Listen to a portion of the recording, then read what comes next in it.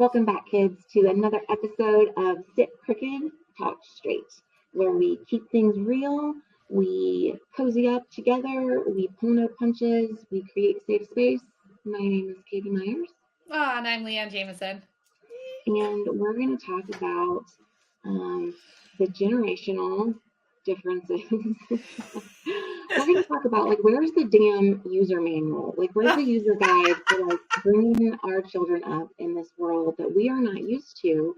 And so it's going to be, like, a mixture of, like, generational empowerment and where's the user manual and how do we have hard conversations, and then back to empowering a young generation that needs us to, like, guide them, but, like, I don't know about you, but I don't know what the hell I'm doing. I know. And you're living it. Like, you are living it in a much different way with your eldest. It's fun and scary. So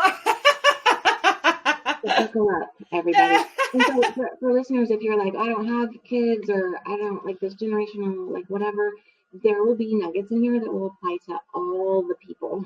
Yeah. Because this is about a bigger life interaction and connection than it is just the example that we're using is obviously because we've got Leanne and her daughter who is really in her Gen Z.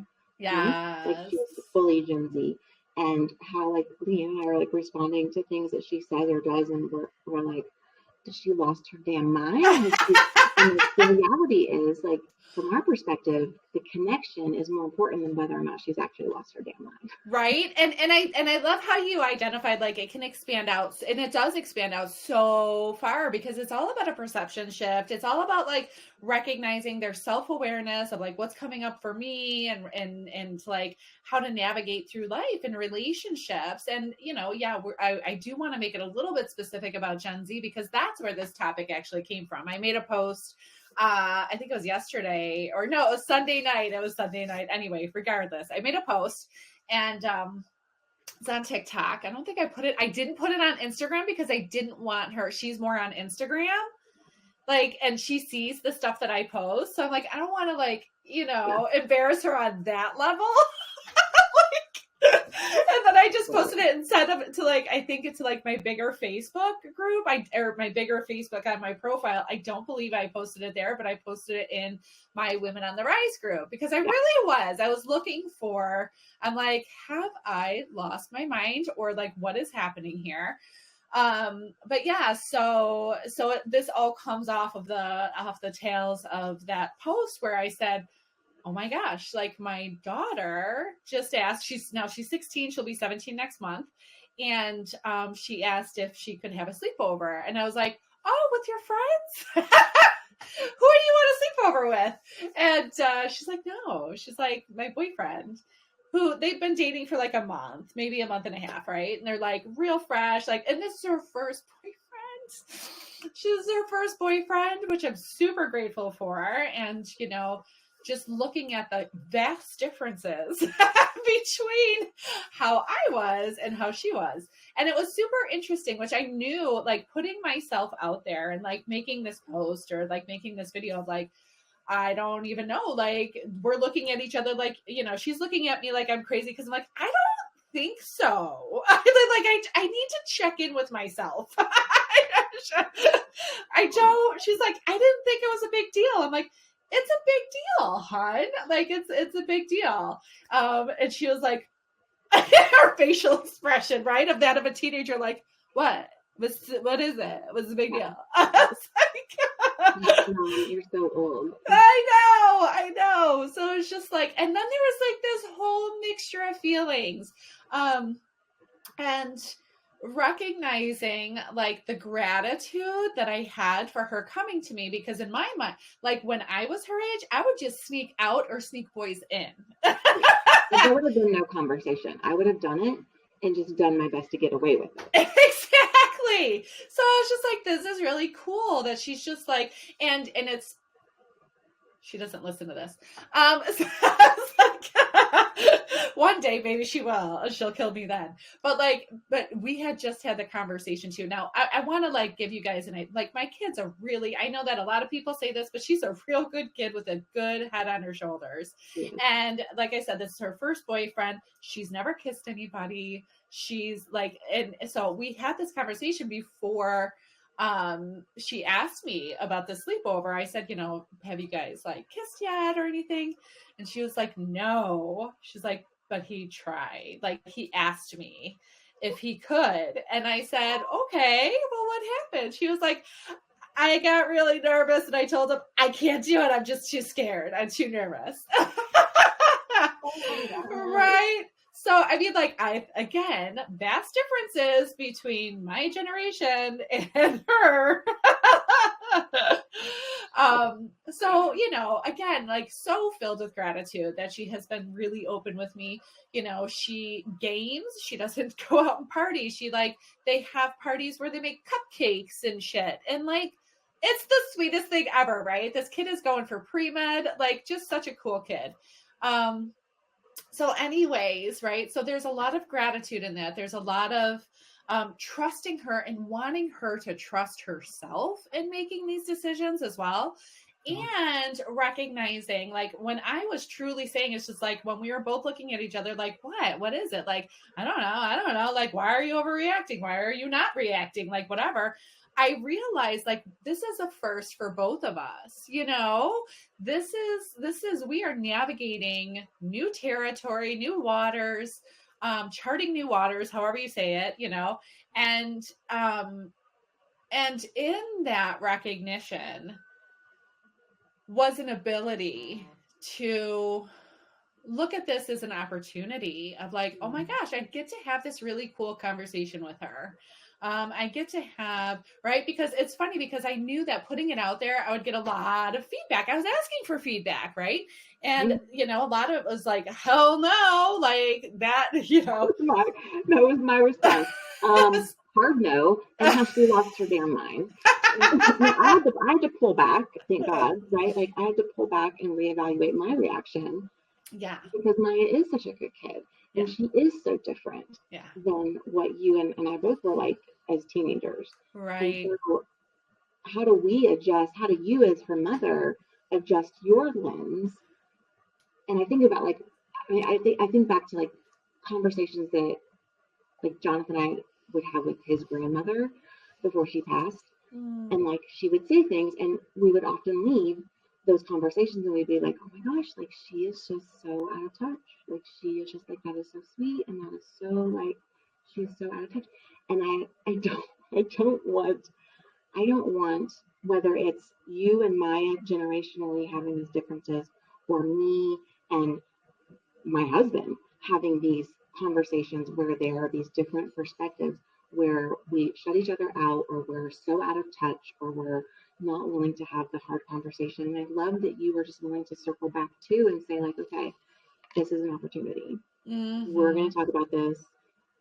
Although I really loved picturing the two of you being like, what? Like, so we're both looking at each other like so confused. Why do you have 4 heads? I don't know. Why do you have 5? I don't understand anything from you. I don't understand you either. And just this, how normal one, like let's normalize that. Yeah. Even like Sloan will use certain words, and I look at him and I'm like, what the? I'm sorry. What? Like, okay, educate me because obviously there's this new slang word, and I don't want to be out of touch. I don't want to close the door on our conversations. I want to have those opportunities, but I also don't want to. What's the other side of it? I don't want to like acquiesce or be so like flow with the wind and just go whatever, right? Because there's a lot of messed up shit going on in all of our generations that we need to kind of like have some wherewithal and some guidance. Where are the guidelines? The guardrails. Well, I think of them as like guardrails, right? And it's like, and I've always been like one to just be like, well, just let them figure it out. And there are things that I'm just like, okay, let it. You don't want to wear pants when it's 30 degrees. You want to wear shorts. Like, go outside for a second. Yeah. Feel that. You'll come back in. We Yeah. have the same thing. We pick our battles when it comes to this. Yeah. Like my one kid, he's running track the other day, and it was supposed to be like, it was like 70 or something, and he had these fleece pants on. I'm like, bud, you're going in and changing. I'm like, I don't want you passing out, right? Like we're gonna do this. He got back in the car after track. He was like, thanks, mom. Thank you for. I know, right? He's always about the thank you. You were right. I'm like, thanks. But so when we're talking about, especially with I want to say any of our kids, man, like boys, girls, male, female, everything. But really, of course, for the sake of like what I do and why I started my journey and my mission is to empower women, is to empower girls, the younger generations. And I think for all of us, we are mentors, whether we have kids or not. People are looking up to us. So it's like, how do we create the space for open conversations of like, I truly don't understand you, right? And to leave that open to curiosity, right? I remember in my who the fuck was it? I can't even remember. We had this just like blanket. What generation was it that everybody's like, they're just fucking lazy. Like they don't want to work. Millennials. Yes. Thank you. My generation. Yeah. Where there was like this, we're just making all these blanket statements, which again, it's like, we can identify these different characteristics because I was telling Katie, I looked up like what are the characteristics in ChatGPT, love it. What are the Gen Z characteristics? And I love having, again, guardrails, guidelines, like, okay, this is what you can sort of like see and expect based upon what they have gone through in their lives. Or, like what they grew up with and stuff like that, which is really interesting. But when we start making those blanket statements of like, millennials just don't want to work, like the fuck, you know what I mean? That's like an old conditioned statement. And I mean, I remember having as a leader, this was when, in the corporate world, there were so many different trainings and stuff like that. I don't know if you remember this, of just like working with Gen or with millennials, like how do you navigate those waters? Which again, great intentions, because knowledge is very powerful, but guess what? Imagination is even more powerful, FYI, according to Einstein. Anyway, a little plug. But being able to understand it, but I remember feeling a certain way when I would hear from people that were older than me, that were, because I'm looking up to them, saying like, how do I navigate these waters? They're like, oh, they're just fucking lazy and blah, blah, blah. I'm like, that doesn't feel right. That doesn't feel appropriate. That doesn't get us anywhere closer to a solution. And that's where like, what is our ultimate end goal? Is it for us to like understand each other and work together and be in harmony and have peace, or is the end game, I'm right, you're wrong, my generation's superior, yours sucks? Like, what is our goal? What do we want the outcome to be? Yeah. And if that's the case, then we need to practice the like looking at things from everybody's perspective, which is really challenging, especially when you think about, I was just on a panel for HR benefit. They're this HR group meets, and they have benefits managers, and they're talking about the generational spread of employees in our workforce right now. And there are five generations within our workforce. I love that. I love that, and how difficult to navigate. And how challenging that is when you've got, even some of our like silent generation, like the super, super elderly, older, like the oldest generation that we have right now, where they're even different a little bit than the boomers, but boomers are way more vocal, obviously, because the other one is called the silent generation. Yeah. Silent, but like the boomers will not. I was about to make a generalization. Thank you. Boomers what? Baby boomers tend to have less comfort with certain technologies. Not all of them, no. And so if I'm meeting the needs of a baby boomer in my company, and then I have this Gen Z 21-year-old, 22-year-old fresh out of college coming in and they respond in a very different way to very different things. Yes. How do I connect and navigate both of those relationships? And I think what you maybe said or alluded to, but what I got from you earlier was kind of like just coming to the conversation and being like, I don't know all the answers. Curiosity. I use it curiosity and compassion. That is how I attack. That's how I attack every situation, or at least attempt to, right? Like, I am not perfect, nor do I strive for perfection. Growth is constant. And like so that's the self-awareness. It starts from within, right? I recognize that something came up. I thought it was like funny. That's why I posted it. And I was truly curious. Like, I'm just like, I'm lost here, you guys. Like, I maybe I am crazy. I don't know. But starting from within and like giving ourselves time to reflect of like what came up in me, and sometimes it's really fast. And that's where there's so much power in the pause.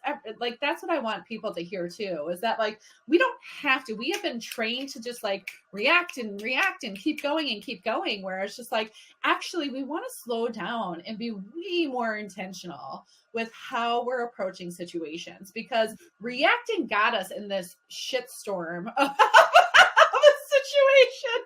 Right. The very behavior that got us into these dilemmas is not going to be the behavior that gets us out of them. Absolutely. So that's why I was just like, whenever like my kids ask me something and I'm like, you know what, I feel a certain way about that. And I'll be like, just give me a minute, like sometimes I will say, I just have to talk to Dad. That gives me a pause. That gives me easy out, because guess what? He works away too. So it's like, you just bought yourself at least 24 hours. Exactly. Whatever you need to do to buy yourself some time so that you don't have those knee-jerk reactions, you don't have the impulse of emotion being what you are responding or reacting to. And then like the ability to have empathy, right? Because I think about this a lot too. I do a lot of couples counseling, and I use the analogy a lot in session of being able to put yourself in your partner's shoes. And what that requires you to do is have empathy and to have understanding of a different perspective. And it's the old saying of like, if there's a 6 on the floor and you and I are standing in front of you, facing each other, I look down, I see a 6, you look down, you see a 9. Right. Who's wrong? Right. Neither of us are wrong. Neither of us are being stubborn. Neither of us are being a-holes. Like, we have the perspective that we have because of where we stand, and we have the ability to move around and see things from other perspectives. And that's why I think that you and Maya having that conversation is so beautiful, is that you weren't quite sure where to like stand, and then you got a lot of feedback, which I think was a really great. Everyone's feedback was so awesome. It was. The strength and like the emphasis on like some of their reactions were just like, I could feel it through the phone. And is that going to get you the outcome that you want when it comes to connecting with Maya and keeping that relationship really open and honest? Probably looking at her and saying, hard no, you lost your damn mind. Right. It's not going to elicit the type of relationship or response from Maya that you are wanting. Right. And keeping lines of communication open and keeping things honest. And so we really like that pause. I'm glad you highlighted that, because that pause gives us so much. It's very empowering to pause. Right. And then thinking about, what are we teaching the younger generations, and how do we want our relationships to be? Because we know what our relationships were with the generation before us. And typically I would hope that most people want to change some of that. Right. And always room for improvement. So really, I love that, you bring it back to like, what kind of outcome do you want? Like, how do you want to continue in this relationship? Because it brings me back to like, what's going to be the most effective, right? What's going to be the most effective thing that I can do? Because many times I can cut off my nose to spite my face, right? Like, I'm just like, no, I'm going to be, I'm going to be right. And like, and I see it's so funny, because my husband is more like a hard no, because I said so. I don't want to hear you ask any questions. And this is something that I'll like look at him. I won't say anything in front of the kids most of the time. And you know, just having the conversation with him too, because we see very differently. So it's empowering each other. This is really about empowerment and relationships, and how do we want to live in this world together. But like, I'll cock my head and be like, I think it's really important for people, for our kids specifically. Not everybody deserves this like explanation, right? Like, you don't have to, you know, explain to your employee why. I think it's great management skills to do that, but you know, you don't have to. You're not obligated to. But for our kids, I think it's really important to explain it. Now, we do have a smart ass, and I love him to pieces, that will just say, well, why? Well, why? Well, why? Well, why? Well, why? And I'm like, I love your curiosity, dude. Mm-hmm. And at some point, I'm stopping it. Right. Like and where's the guidebook on that too? Like, where's the threshold of like, okay, I want to encourage this curiosity and stop being a smart ass. Because you'll see it on his face too, because he'll just like, he knows. Smile. I'm like, you know what you're doing. It's just like my husband when he does something, and I'm like, and he'll keep a straight face, and I'm like, you know what you're doing, and then I'll just see a little crook of a smile, and I'm like, you little shit. Mm-hmm. But even in those moments, using humor and like and gentleness, right, can really allow the space for open communication too, where we get out of our ego and into our soul, right, into this space where like ego is like, I'm right, you're wrong, blah blah blah, where it's like, and then the soul is you know, that's my truth, his truth, the truth, right? Like seeing it from all spaces. And the soul wants, you know, for me anyways, it is about that connection and compassion. And how I want to empower, you know, the next generation to come up as very empathetic and solid in their own too, right? Like you can make your own choices, and you can make it from a place of heart and trusting your instincts. And I'm going to give you some, you know, guardrails as you navigate that. Because they are still developing, right? When you think about it, they're still developing until 25, 26. And I would say even beyond, depending on if you use substances and all that shit. Yeah. So yeah, there's no fucking, okay. So there are so many books out there about like how to raise kids, or how to manage, and how to do this, and my encouragement is really like taking it all in, you know. Again, I love reading. I'm an avid reader. I love to research and understand, but then I make it mine too. Like I take what lands and I leave the rest, right? It's not everybody. It's not just one, you know, one mold fits all. Right. So funny you bring up, right? Like there are like, we said like there's no guidebook, there's no manual, and then like, but you could probably look online and find like 478,000 books from people, well-meaning people who are giving you guidance and instruction. But the truth is, there's no real guidebook for you and your particular kiddo or the particular situation that has cropped up. Because we come with our own shit and our own baggage, and our kids, they have theirs too, and their soul, you know, purpose and stuff. So yeah, there's so much in between there, in the nooks and crannies of maneuvering isn't going to be found most likely. I mean, you might get tips and tricks right from some of those books, and even I hope you get tips and tricks from listening to us this morning, as we kind of explore, right, like our reactions and where our stuff gets in the way of potentially empowering the next generation or empowering any relationship. Because I want, just like I mentioned before, like I want the relationships that I have with like my husband or my friends or my colleagues to also have that connection and the ability for people to like show up and speak their truth. Right. Not just obvious because I said that something I said that it was a 6, and they're like, okay. Sure, it's a 6. Like, we don't need more of that in the world. Like, we don't need more, everyone just blending in and saying, you know, like peer pressure and like succumbing and just being, we lose our individualism. We lose our spark when we just acquiesce to like, yeah, I'll just think our truth, you know, our truth, our authentic self, truly. And so fostering that, and while you're parenting, can be really tough because you gotta get to school on time. So I can't have this conversation with you about why you can't have your boyfriend spend the night tonight because it's a school night, and you like Yeah. Yes. and we got to keep things moving. And so like, how do we balance that as parents? How do we balance that as people, humans? And so really the end statement, like the takeaway that we want to give you is that there are no answers. So good luck. Um, good luck to you and yours, and we hope that you keep a smile on your face as you navigate really hard shit.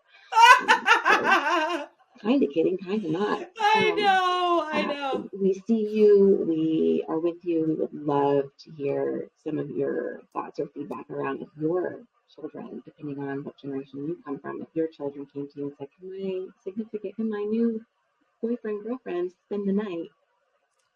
What comes up for you and how do you navigate that, right? And does that not give you a lot of information? Yes, yeah, absolutely.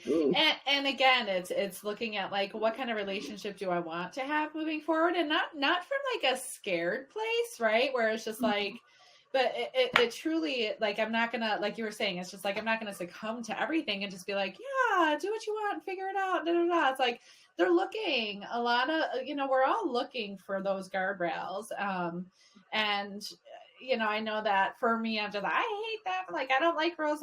Like, I've always been like a rebel that way. And I recognize like I really needed a lot of guidance, and I still do. That's why I have a fucking mentor, and now I pay for it.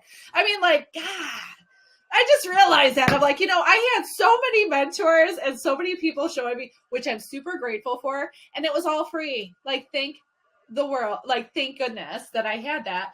And now I'm like, here, take all of my money.